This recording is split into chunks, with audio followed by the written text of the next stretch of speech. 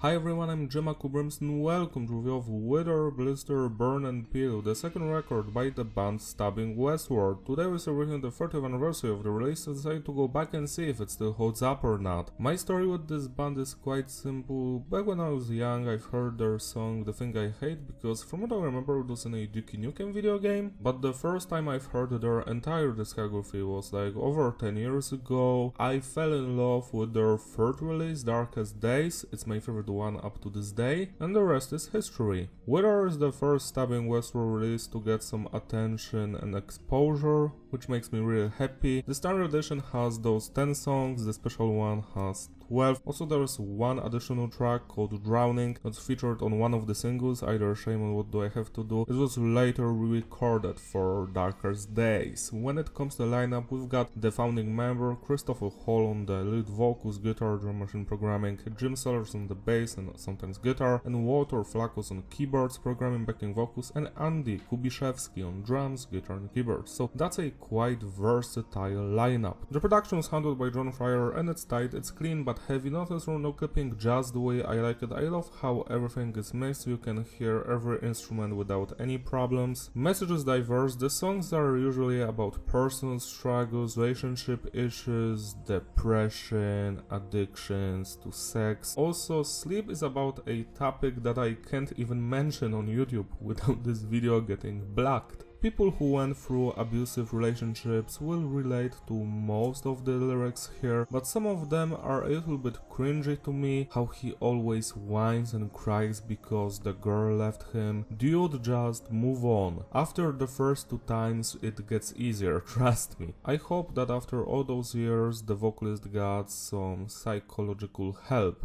because it's one of the things I've noticed throughout this band's entire discography, that the vocalist seems to be really unhappy and depressive, kinda like me.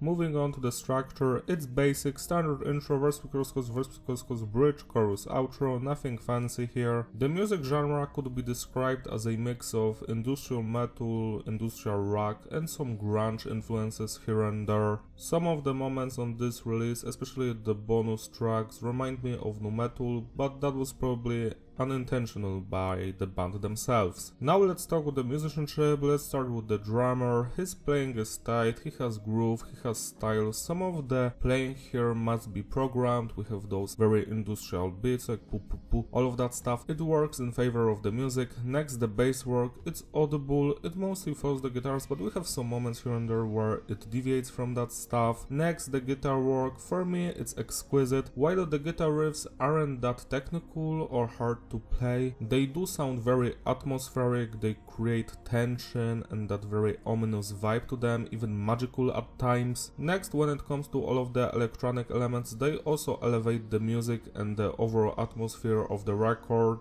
It's done tastefully, so nothing sounds out of place. Last but not least, let's talk about the vocals by Christopher, and I love his singing, shouting, yelling, whispering, all of that stuff is actually fantastic. Personally, I especially enjoy his harsher moments on the release, like the first song for example. Now let's rate the individual songs. The album opens up with I Don't Believe.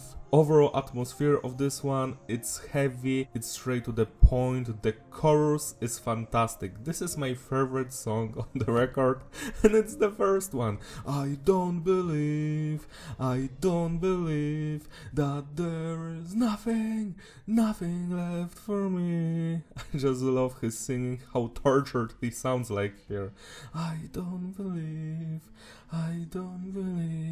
that I could be so stupid and so naive. The verses on the other hand are more industrial, they're more laid back with the vocals and the music, but they're there for a reason, to elevate the chorus, which is bombastic and it's up front. I don't understand why this wasn't chosen as a single with a music video, because it's the second best Stabbing Westward song, like it cannot be matched. 11 out of 10. Shame on the other hand is a single with a music video. I love the chorus, it has that grungy aesthetics to it, but the verse is a little bit boring at times. Still a great song, 8 out of 10. What Do I Have to Do? Another single with a music video. It's more industrial and more atmospheric, I would say, but not in a good way. It's something that I actually forget about as I'm listening through the record. I never remember this song. It's not that remarkable in any shape or form. It's just a good track, but you're not going to remember it. Or will you? I am not sure. Maybe you've watched MTV and you remember this song. This is the only song you remember from the record. I haven't seen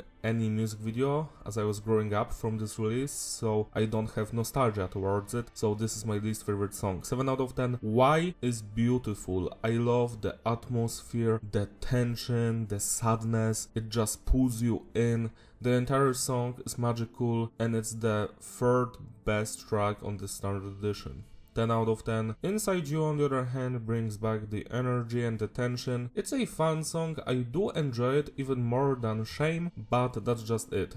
It's another song that you won't remember of this record, but when you're listening through it, it's a good time. 8+ out of 10. Falls Apart, I love its heavier nature. It's fast, heavy, straight to the point, the vocals, it's crunchy. Hell yeah, this song, 9 out of 10. So Wrong, while it's also heavy and brings the energy, I feel like it's not on the same level as Falls Apart. But still, it's something that I actually enjoy. 8+ out of 10. Crushing Me, lyrically, it's very relatable. It's not as heavy as the previous tracks. Overall tone and atmosphere, it just makes you think about your life. It's a fantastic track, not the best here, but this one is actually memorable. 9 out of 10. Sleep, the song where I cannot talk about the lyrics on YouTube. I love this one. The intro, very depressive and magical, but there's also darkness in it. Like half the way the song changes into that grungy tone, something like that. And the guitar riffs especially are the most remarkable thing about this track. It creates that very one-of-a-kind atmosphere, and it's the second best song on this album, at least for me. You have to experience it at least once in your lifetime. 10 out of 10. And the final track on the standard edition, Slipping Away, again brings back more of those instrumental elements. We get some pop.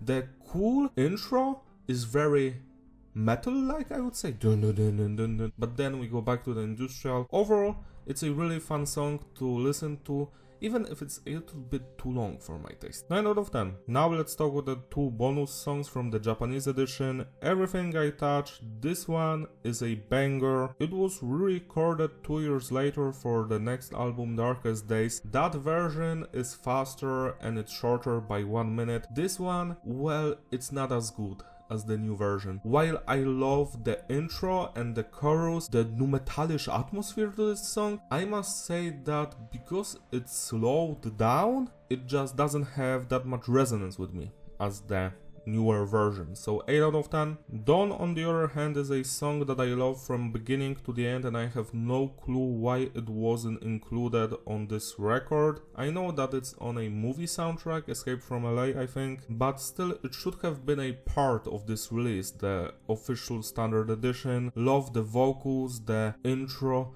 then the heavier tones in the verses and the chorus. The entire song is fantastic, and it's second best song here, probably in my top 5 Stabbing Westward tracks. 10+ out of 10. And the final song only on the single Shame, Drowning. This one was also re-recorded for the Darkest Days, and I do enjoy it, but it's not as good as the re-recorded version. That's it. I love its ominous atmosphere. It's very hypnotic, but it doesn't hit as much as the next version. 9 out of 10. To sum it all up, the consistency is stable, the flow is fitting group priority. Yeah, it's an excellent release, the second best Stabbing Westward record, by far, after Darkest Days. I love I Don't Believe, it's one of their best songs. Also Dawn is fantastic, Sleep, Why, Slipping Away, Crushing Me, Falls Apart. Those are the songs that I want to listen to a lot. It's also fascinating to me how the album came out in January 1996, but all of the songs were recorded already in summer 95 or maybe even May 95, which is